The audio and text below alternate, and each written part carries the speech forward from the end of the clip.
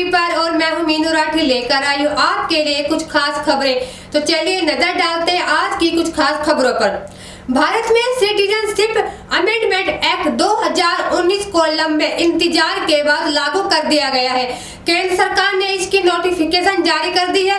अब बांग्लादेश, पाकिस्तान और अफगानिस्तान में अत्याचार के शिकार माइनॉरिटी समुदाय हिंदू, सिख, बौद्ध, पारसी, जैन और ईसाई शरणार्थी भारत के सिटीजनशिप हासिल कर सकते हैं। इससे पहले उन्हें कुछ जरूरी कानूनी औपचारिकताओं को पूरा करना होगा। भारत के इस कदम से धर्म के आधार पर बने पड़ोसी देश पाकिस्तान को मिर्ची लगी है।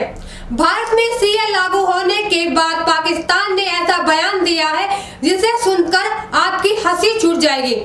माइनॉरिटी पर अत्याचार के इंतहा पार करने वाले पाकिस्तान ने भारत के नए सिटीजनशिप अमेंडमेंट कानून को भेदभावपूर्ण करार दिया है।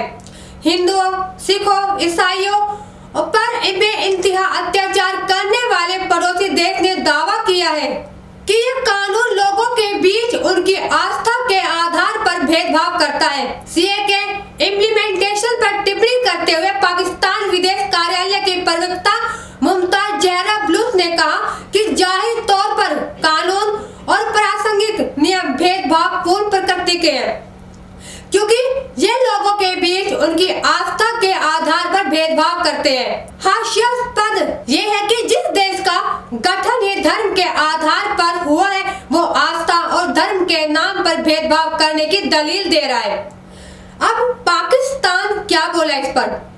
मुमताज जहरा बुलूच ने आरोप लगाया है कि इस कानून के नियम और कानून गलत धारणा पर आधारित है कि क्षेत्र के मुस्लिम देशों में अत्याचार किया जा रहा है और भारत माइनॉरिटी के लिए सुरक्षित आश्रय स्थल है।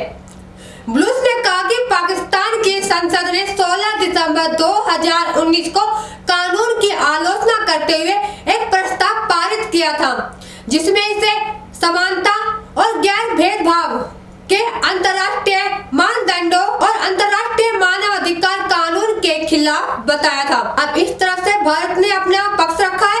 भारत सरकार ने सोमवार को सिटीजनशिप अमेंडमेंट एक्ट 2019 लागू किया, जिससे 31 दिसंबर 2014 से पहले भारत आए पाकिस्तान, बांग्लादेश और अफगानिस्तान के गैर मुस्लिम प्रवासियों को नागरिकता देने का मार्ग प्रशस्त हो गया है।